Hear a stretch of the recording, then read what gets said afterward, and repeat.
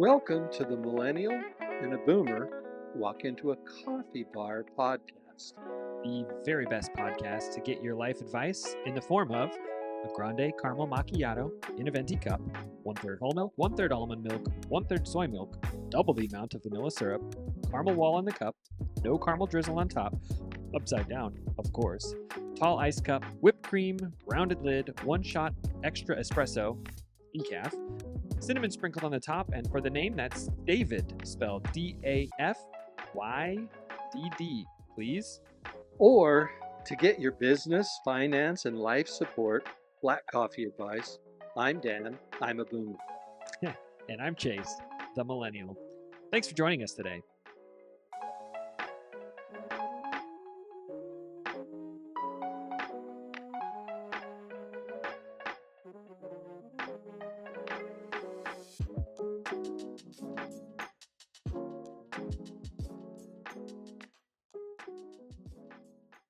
Okay, welcome to our listeners, and Chase, it's welcome to you. It's good to have you back and being up front and center or across the table. That's always a good thing.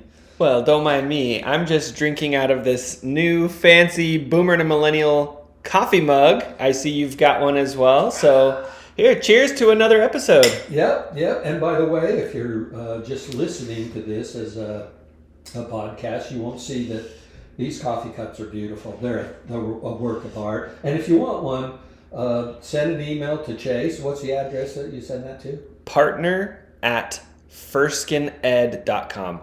FERSKENED.com. And Fersken Ed is a partner and a sponsor of this episode. So very good. Yep. And by the way, they're our first sponsor. And if you want to put it that way. One of these times we ought to get into where your business is going, maybe not now because we're still talking about finance, but I'd like to kick this off with a joke, and it's fitting in our little world here. Behind every successful boomer webinar or podcast, there is an underpaid 24-year-old intern with 115 words per minute typing speed, because we don't make it happen. It's our interns or people like that, because boomers, we talk a lot, but we don't have a lot of the other skills that it takes to do a podcast or a webinar, things like that. So gotta love it. Man, those interns are beneficial. We had an intern that was editing our podcast for over the summer, and we've got another intern starting here for a fall internship. So we will get someone to be editing these instead of me burning the midnight oil. We launch these every Wednesday, right. And I can tell you it's usually Tuesday, and I'm like, oh no, I gotta edit this thing. Yeah, and they're not easy to edit either. So the other kind of joke I wanted to add out there was, I never feel more boomer-like than I do when I'm trying to find what category a specific emoji is under. I can search, and I just never find it. Therefore, I usually go with the hapless, helpless, silly emoji.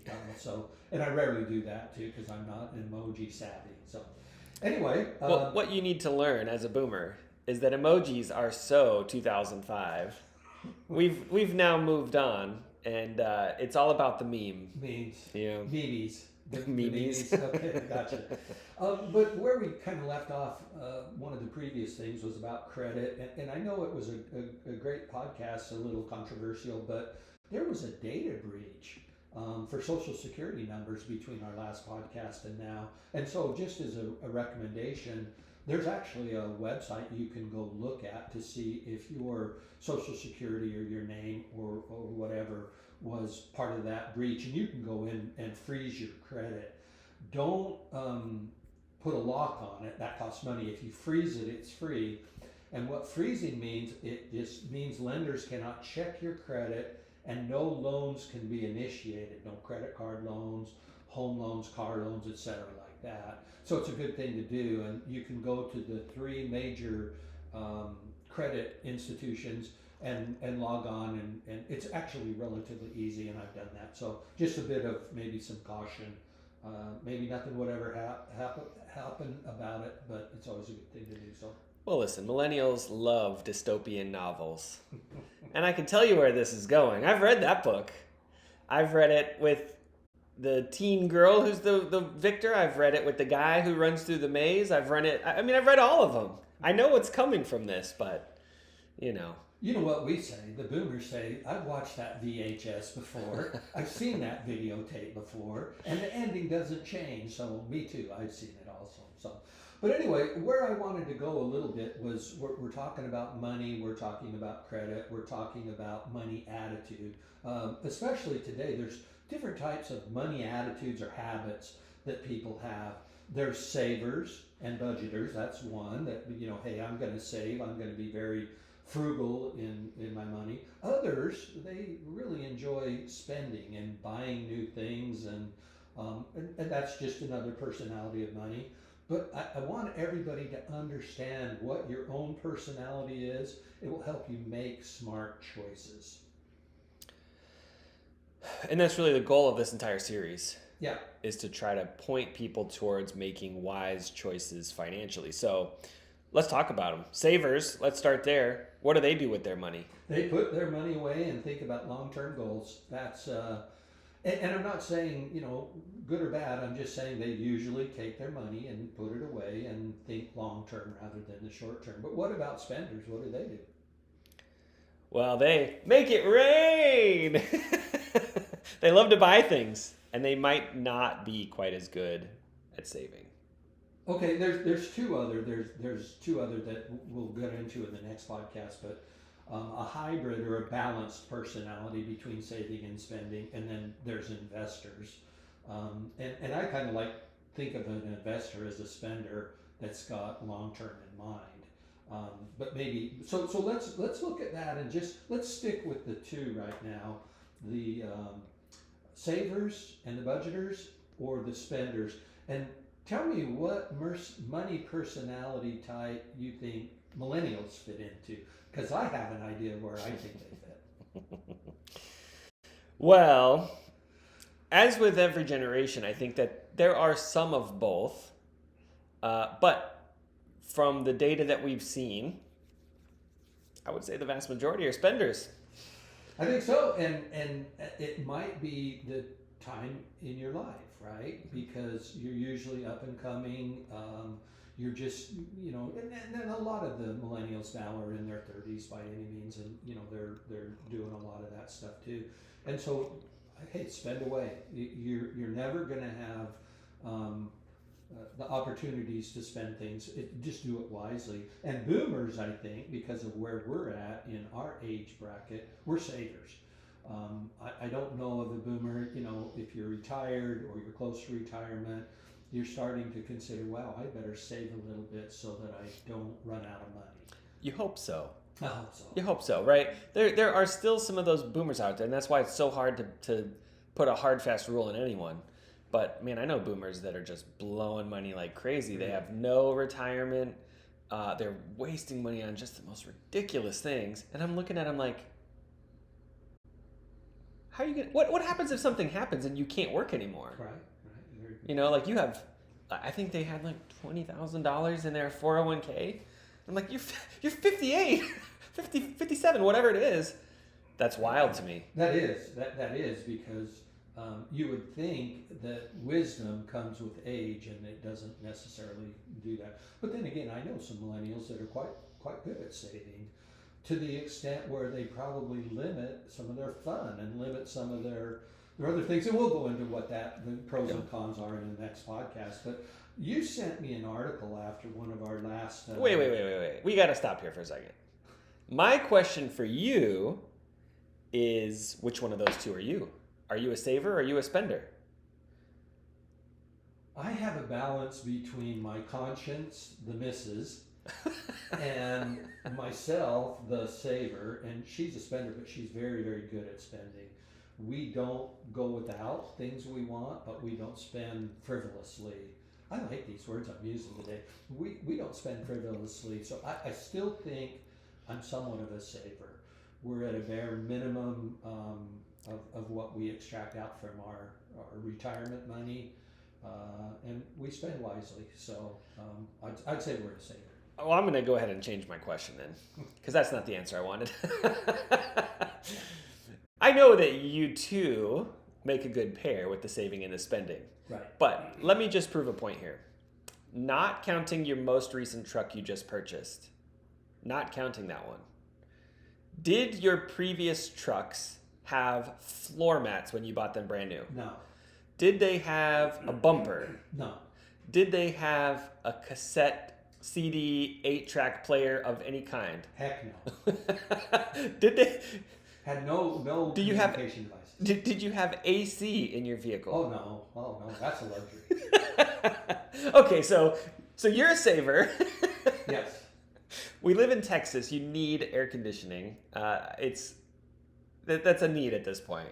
You Yeah. could get away with it up north. Yeah. But now, your new truck though, you just bought a new truck. I just bought a new truck. Love it, love it, love it. And it's the first time in my life that I'll say I splurged.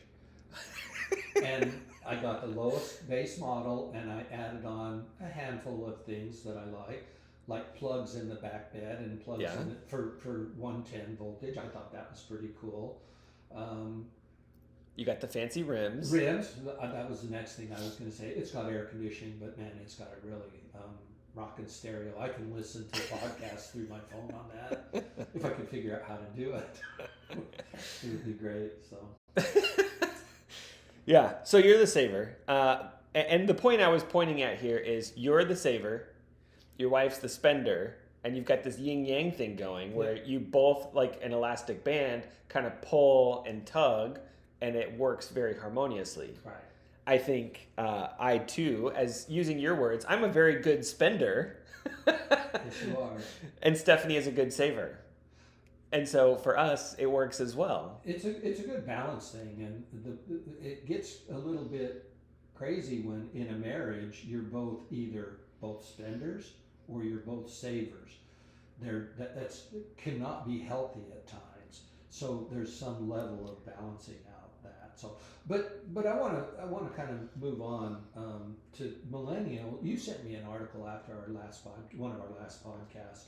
And it was millennials are now wealthier than the previous generations were at their age, and they cannot believe it. And I was shocked. I was reading this because I had my idea of millennials that, they're living in the basement playing video games and not all that interested in wealth and I call security and stuff like that. It was this guy. He was mowing lawns and digging ditches for extra income, just like 4 or 5 years ago, and now he's the CFO of a company, and he made a comment, I'm right now at 37 years old where I thought I would be when I was 47 years old. He's turned it around, and he's got wealth, and he's actually doing very, very well. And the article went on to say that millennials have turned it around now. They used to be kind of the low and the wealthy band point, but no, they've turned it around. They're buying homes, they're getting married, having children, and just as shocking to me, I guess, is they're building wealth. And do you remember that article? Mm-hmm. What was the biggest driver behind their wealth? Real estate. Far and above real estate. They have, especially those millennials who purchased something way back when we first could, right, in 2010, they've now seen just a huge, colossal jump in their home price. And then where else have they also appreciated some of their wealth? Yeah, stocks and mutual funds. And this one actually shocked me because we've talked about it before. There's a large segment of millennials who were slow to get into the stock game. Right. And the 401k and all that, because what did we see? Right after graduating, we saw 2008 housing crisis, stock market went bonkers. We saw parents and friends and family lose all their money in the stock market. But apparently enough of us invested early enough that we're now seeing that through primarily retirement accounts from their employer and rental properties, which was interesting. Surprised me too. Yeah. They did say that millennials are. I think they're starting to figure it out that it's not hard. It takes a little bit of discipline. There's some savings and everything else. But you've done well in purchasing homes and interest rates, and now you own your home flat out and clear. You don't have a mortgage. you've got it free and clear. So, but then this article went into why, and I found it intriguing of how come they could turn this around in the last handful of years, and there were actually two reasons that they had talked about. Well, first was moving home after college. Yeah. And there's never been a generation that has done that quite as much as millennials. And the stats are I know that one. the stats are amazing at best or worst, whichever way you want to. For the millennials, anyway, we'll move on. But they move home after college and then starting a career. But then their stock investments. So, these are really kind of the key items or the driving factors. And it moves us into how they're spending. Yeah, I was shocked about that. You get a little bit of wealth, and it's like when you're a young child and you get some money, and the first thing you do is you go down to the candy store. And when I was doing it, you could get a handful of penny candy for a nickel, right? Mm-hmm. Vacations, a lot of vacations, and guess what? Your millennial friends and colleagues are going on luxury vacations. That's one of the big expenses that they're doing. I saw this one guy, he decided to go do this zip lining thing where he would travel to as many zip lines as possible, kind of like where we would go to theme parks or we'd go to state capitals. This guy was doing zip lines. I've heard of roller coasters, but never zip lines. So I'm sure he's made it to Costa Rica then. Yeah. But leisure, I guess you're spending your money on leisure. And all in the face of increasing expenses. So you're building your wealth, you're buying a house, you're getting married, you're buying a car, you're doing a lot of that stuff, but you got the weight of daycare, you got the weight of housing and healthcare, but yet you're still continuing to spend. So I'm glad that millennials are finally, sounds rude, but getting it, that wealth is something to pursue, not to be rich, but to be financially stable, I guess. But I hate to say this, excuse me, I think it's fragile. I think this is a paper tiger that you guys are seeing. It's all on paper. It's paper wealth. When you talk about, wow, I bought my house in 2010, it's appreciated, and now I have $250,000 worth of wealth. Even with your house is well over 300,000 or whatever it is.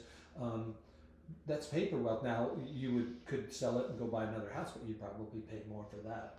So I hate to tell you this too, but you guys are going to live longer than boomers are, just typically the way things have gone.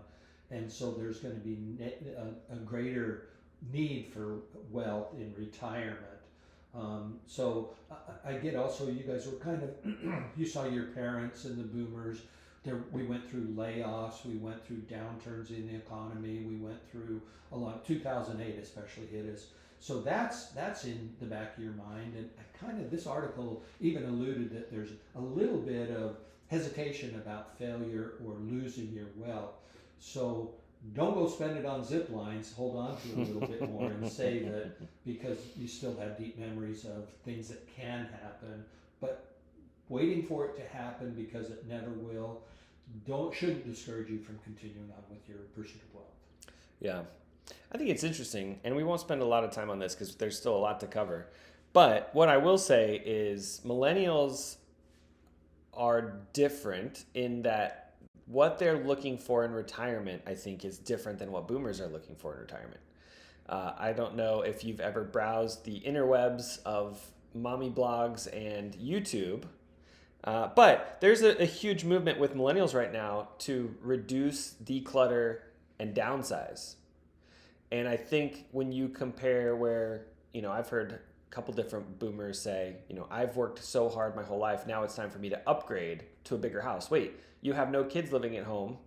You have no need for bigger space, but now you deserve that? I don't understand that.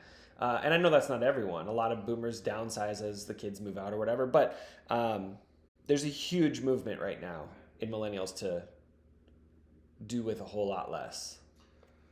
I think so. I think a lot of boomers should, I look at some people's houses. I've gone over to some friends' houses, and all the clutter and knickknacks, and even out in their yard, good night. I think there's what do they call it when you minimalizing? I think Yeah. that's the best thing that we all could probably do a little better job. So congratulations, millennials. I like that. But if you look at millennials also, there's a big wealth gap. What does that mean? Well, it's when you have 2 points and you compare the distance between them. So in this instance, the people who are in the 80th percentile and those who are in the 20th percentile, and you measure between the two, right? That gap for millennials is $343,000. Wow. All right. So the wealthier ones at the 80th percentile have about $350,000 more in wealth than those that are in the. That's a big gap, especially when you normalize that with the boomers under the same age group. That gap was about $285,000. Mm-hmm. So richer millennials are getting richer, and poorer millennials are not getting wealthier. Correct. Interesting. Yeah. You know, there's a solution to that problem. We've actually talked about it on this podcast. Budget? Literally, that a budget is your first step to growing wealth. You can't grow wealth until you have a budget in place. Right. It's like a hole in the bottom of your bucket, and the water just keeps pouring out as fast as you can pour it in. You know, a lot of things we've said in this podcast, you can change that. You can change your financial position. You can change your wealth. You can change whether you're a saver or a spender. There's a lot of things. Millennials, I really believe, have got a really strong foundation now that they can start to build on. Even if you're struggling a little bit, it's never too late to change it. Absolutely. Well, let's kind of start to land this plane. One thing I want to call out, in case someone's interested and they want to go dig up this article and read more about it, it's called The Dramatic Turnaround in Millennials' Finances, written by the Wall Street Journal by Joe Pinsker and Veronica Dager, and it was published on August the 13th. Really interesting stuff in here. I mean, there's so much more that we didn't cover. Right, this is right. really just It's the a good highlights. article. It is a good article. It was a surprising article to this boomer. It really was. I think it was a surprising article to a lot of millennials too. Wow, we've done that. Recognition lands and it comes in. So, but if you're a millennial and you bought a house before the pandemic, you're fat city. You're sitting pretty because interest rates and value of homes is going up. If you bought it after the pandemic, I still think you're well on your way. There's appreciation. You probably still got a good interest rate. But if you don't have a house and you want to pursue one, make a plan. Put yourself in a position that you can, when that deal comes up, that you can bargain with the big boys, whether it's a cash offer or a good offer that would make it value. And there's a little bit of both involved in this, and that a little bit of both, what I mean is, I don't know, what do you mean? luck and skill. Oh, yeah. Make your own breaks. Yeah, absolutely. We could do an entire episode on that. A little bit of planning goes a long way. Sure does. So A lot of luck follows a little bit of planning. exactly. So anyway, that's kind of where we were. I know we spent a little bit of time on it, but congratulations.